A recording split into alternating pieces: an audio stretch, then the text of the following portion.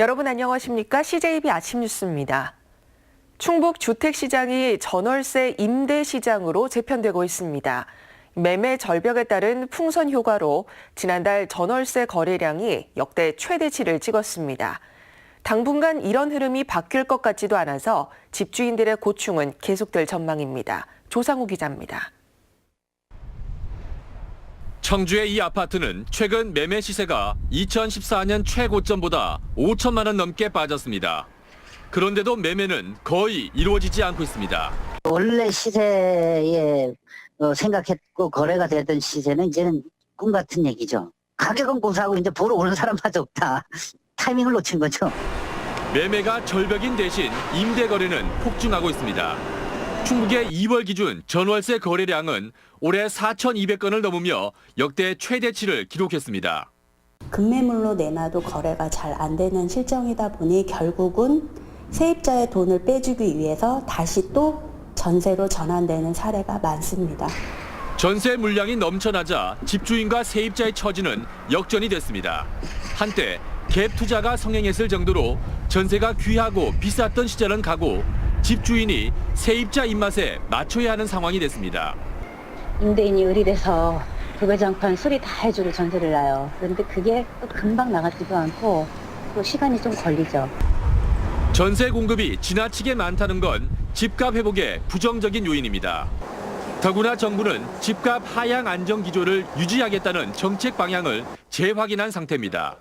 청주 지역 아파트 입주 물량이 올해와 내년 2만 세대에 달하는 점도 주택 경기 회복에 큰 짐이 될 전망입니다. CJB 뉴스 조상우입니다. 지난 주말 청주의 한 노래방에서 발생한 비상구 추락 사고와 관련해 당시 노래방 CCTV 영상을 CJB가 확보했습니다. 영상을 보면 취객들이 비상구라는 사실을 전혀 모르고 있었던 것으로 보입니다. 박원 기자입니다. 남성 2명이 승강이를 벌이다가 비상문을 열고 바깥 공간으로 나갑니다. 일행들이 따라 나온 뒤로도 계속 옥신각신하다가 갑자기 추락합니다. 지난 22일 청주시 사창동의 한 상가 2층 노래방에서 남성 5명이 떨어져 2명이 중상을 입었습니다. 거기서 팍 떨어졌다니까 5명이 일어나도 못하고 피가 뚝뚝 떨어지니 묘가 안 좋고. 사고가 난 곳은 비상문에 추락 위험 스티커가 붙어 있었고 문 밖에 좁은 부속실에 피난 완강기까지 갖춰져 있었습니다. 부속실이 적합하게 설치되어 있었고 그 안에 피난기구도 적합하게 설치되어 있기 때문에 법에 위반되는 사항은 없는 것으로 판단됩니다. 하지만 술을 마신 취객들이 경고 스티커와 피난기구를 인지하는 건 쉽지 않은 게 현실입니다. 이렇다 보니 비상구 추락 사고는 끊이질 않고 있습니다. 소방당국은 이렇게 문을 열면 경보음이 날 수 있는 장치를 갖추도록 법을 강화했습니다. 문제는 신설되는 다중이용업소에만 적용됐다는 겁니다. 소방당국은 뒤늦게 2017년 말부터 기존 업소도 안전장치 등을 의무적으로 설치하도록 했습니다. 하지만 이마저도 2년간 유예 기간을 더 경보 장치 등이 설치된 기존 업소들을 찾기 힘들 정도로 법의 사각지대에 놓여 있었습니다. CJB 뉴스 박원입니다. 지난해 11월 오송역에서 열차 120대가 최장 8시간 동안 지연된 사고 기억하십니까? 경찰이 어제 사고 원인에 대한 수사 결과를 발표했는데요. 하지만 오송역 운영자인 코레일과 원인 제공자인 충청북도의 책임 공방은 여전히 진행형입니다. 정진규 기자입니다. 주행 중인 KTX 열차 앞에 긴 선이 늘어져 있습니다. 곧이어 열차와 부딪히더니 주위가 번쩍입니다. 단전 사고가 발생한 겁니다. 사고 원인에 대한 수사를 벌여온 경찰은 충북도가 발주한 조가선 교체공사 관계자 4명을 입건했습니다. 부실 시공으로 조가선이 분리됐고 열차와 접촉하면서 단전이 발생했다는 겁니다. 관리 감독 없이 작업자가 사전 작업을 하면서 제대로 규격대로 시공하지 않은 게 원인으로 이렇게 밝혀졌습니다. 열차 지연 사고를 두고 그동안 오송역 운영자인 코레일과 공사 발주처인 충북도는 책임 공방을 벌여왔습니다. 코레일은 경찰 조사와 현재 진행 중인 감사원 감사 결과를 토대로 영업 피해액을 확정해 충북도에 청구할 계획. 피해보상 청구한다는 거에 대한 거는 입장 변화는 없습니다. 하지만 충북도는 코레일 측 과실도 있다는 입장을 고수하고 있습니다. 단전은 2시간 만에 복구됐는데 코레일의 운영 미숙으로 지연 시간이 최장 6시간 더 늘어났다는 겁니다. 경찰 조사 결과는 사고 원인에 대한 부분이고 운행 지연은 철도공사에도 일부 책임이 있다고 봅니다. 경찰의 수사 결과에도 불구하고 두 기관의 책임 공방은 감사원 감사 결과가 나오는 다음 달 말이나 돼야 결론이 날 것으로 보입니다. CJB 뉴스 정진규입니다. 29명의 희생자가 발생한 제천 스포츠센터 건물이 철거에 들어갔습니다. 건물 철거와 폐기물 처리에만 12억여 원의 예산이 투입될 예정인 가운데 철거업체는 어제 착공계를 제천시에 제출했습니다. 건물 철거는 중장비를 투입해 한 층 한 층씩 제거되는 방식으로 진행되며 작업 기간은 90일 정도 소모될 것으로 예상됩니다. 청주 방서지구에 들어설 단재초등학교 신축공사 현장 근로자들이 체불 임금 해결을 요구하며 도교육청에서 점거 농성을 벌였습니다. 이들은 교육청이 1억여 원의 체불 임금 중 절반은 지급하고 절반은 공탁하겠다고 약속해놓고 지키지 않고 있다며 교육감 면담을 요구했습니다. 단재초 신축공사는 원도급 업체 2곳 중 한 곳이 법정 관리를 받으며 임금 체불 상태이며 당초 이번 달 예정이던 개교도 5월로 늦어져 입학생들은 인근 학교로 분산 배치됐습니다. 충북도 내 5개 사립유치원이 보조금 삭감 등의 제재에도 온라인 입학관리 시스템인 처음학교로 가입을 거부하고 있는데요. 도입회까지 참여를 의무화하는 조례 제정을 추진하며 사립유치원 압박에 나섰습니다. 조용관 기자입니다. 처음학교로에 가입하지 않고 있는 청주의 한 사립유치원입니다. 이미 공모사업에서 폐지됐고 이번 달부터는 통학 차량과 학급 운영비가 전액 삭감되는 것은 물론 교사 지원금도 50% 깎이게 됩니다. 이 같은 제재에도 불구하고 도내 5곳이 처음 학교로 참여를 거부하고 있습니다. 부모들도 이익이 안 되고 우리 사립유치원에서도 이익이 안 되고 국공립만 필요한 것을 같이 그냥 강제로 쓰라고 하니까 그거는 말이 안 된다고 생각합니다. 하지만 처음 학교로 미가입 사태는 곧 일단락될 것으로 보입니다. 도의회가 세종과 강원, 경기에 이어 4번째로 처음 학교로 가입을 의무화하는 조례를 다음 달 26일 본회의에서 제정하기로 했습니다. 참여 시 지원책이나 거부할 경우 가해지는 처벌 수위는 교육감이 부칙으로 정하게 했습니다. 잘 됐을 때는 지원할 수 있는 부분의 근거도 있고요. 그리고 처음 학교로 들어오지 않았을 경우에는 강제 조항을 둘 수 있는 부분이 포함이 되리라고 생각합니다. 교육부와 교육청, 도의회의 전방위 압박으로 처음 학교로 미가입 사태는 해소될 전망이지만 경영 악화로 인한 줄폐업 등 사립유치원 논란은 여전히 진행형입니다. CJB 뉴스 조윤광입니다. 가뜩이나 경제 규모도 작은 충북은 지역 업체에 대한 배려가 필요하다는 목소리가 높습니다. 그래서 금액을 쪼개 전국 입찰이 아닌 지역 입찰을 실시하기도 하는데요. 이게 속수무책으로 뚫리는 게 현실입니다. 홍우표 기자가 취재했습니다. 청주시는 올해 상반기 27억 원 규모의 조림 사업을 벌이기로 하고 입찰을 실시했습니다.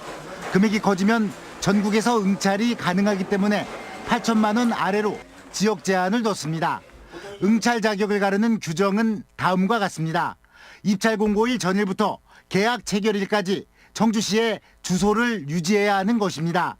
이런 자격을 갖춘 34개 업체가 조림공사를 따냈는데 서류상으로만 지역업체인 경우가 수두룩했습니다. 등기부등본상 주소지만 옮기면 지역 제한이 뚫리는 것입니다. 청주시가 자체 조정하고 있는 외지업체는 13곳. 주소 이전 인력들이 아무래도 많다 보니까 경상북도에서 온 경우도 있었고 한 5년 정도에 한 12번 정도? 그런 많은 경우가. 네. 불법은 아니지만 편법이 판을 치는 것입니다. 이 때문에 지역업체의 피해는 해마다 가중되고 있습니다. 최소한 공사 완료 시점까지 주소를 유지토록 하거나 법인 등록증상의 주소를 기준 삼아야 한다는 목소리가 나오고 있습니다. 공사 계약만 딱 체결하고 다른 데 물색을 하는 거죠, 애들은. 그 강원도에서 쭉 훑고 가는 거 애들이. 그럼 우리는 한 번밖에 못 보는데 얘들이 입찰을 뭐 업체에 따라 틀리겠지만 몇 번을 보는 거 아니에요. 지역업체를 보호한다는 취지의 지역제한 입찰. 애매한 규정을 고치지 않는다면 이른바 떴다방이 받치는 걸 앞으로도 두고 볼 수밖에 없습니다. CJB 뉴스 홍우표입니다. 더불어민주당 변재일 의원은 환경부가 올해 말까지 청주 오창산업단지 악취에 대한 현장 조사를 실시한다고 밝혔습니다. 환경부는 이 지역 악취 유발업종 50개 사업장을 중점 조사해 원인을 규명하고 저감 방안도 제시할 예정입니다. 오재세, 변재일, 정우택 등 청주 지역 국회의원과 전주를 지역구로 둔 정동영, 김광수, 정운천 의원은 청주시와 전주시를 특례시로 지정하는 지방자치법 개정안을 공동 발의하고 국회에서 기자회견을 열었습니다. 의원들은 정부가 추진하는 인구 100만 명 이상 대도시에 대한 특례시 지정은 수도권 기초자치단체만 혜택을 줌으로써 지역 불균형을 가속화시킬 우려가 있다며 인구 50만 이상 대도시 중 행정 수요가 100만 이상이거나 도청 소재지로 충추적인 도시 역할을 하는 기초자치단체 역시 특례시로 지정할 수 있도록 해야 한다고 주장했습니다. 충청북도는 2030 바이오 헬스 산업 발전 전략을 발표하고 오는 2030년까지 5조 5천억 원을 투입할 예정입니다. 주요 사업은 오송 3생명과학 국가산업단지 조성을 비롯해 충주 바이오 헬스 국가산업단지 조성, 체외 진단기 센터 구축, 세포치료제 상용화 센터 구축 등입니다. 충청북도는 혁신도시를 새로운 성장 거점으로 육성하기 위해 입주기업 등의 보조금을 지급합니다. 대상은 혁신도시 클러스터 용진의 입주 승인을 받고 입주 후 3년이 경과하지 않은 기업과 대학연구소이며 월 200만 원 이내의 임차료 또는 분양비 대출금 이자를 3년 동안 지원합니다. 충북혁신도시 발전추진단은 1분기 입주 보조금 신청을 다음 달 5일까지 받습니다. 대전지방국세청 신청사 기공식이 이동신 청장과 충청권 상공회의소 회장단 등이 참석한 가운데 대전시 법동에서 열렸습니다. 신청사는 지하 2층, 지상 7층 규모로 내년 12월 준공 예정이며 지역 주민과 소통을 위해 삼지공원 등 일부 공간을 개방하게 됩니다. 대전국세청은 지난해 7월부터 서구 둔산동 사학연금회관에 마련한 임시청사에서 업무를 보고 있습니다. 3월 CJB 시청자위원회가 류희찬 시청자위원장과 CJB 이성덕 대표 등이 참석한 가운데 열렸습니다. 시청자위원들은 미세먼지에 대한 꾸준한 관심과 보도로 시청자들의 알 권리를 충족시켜달라며 청주시 내 교통체계에 대한 근본적인 문제 해결에도 힘써달라고 당부했습니다. 이성덕 대표는 시청자들이 원하는 방송, 가려운 곳을 긁어주는 독건 방송이 되도록 모든 역량을 다하겠다고 말했습니다.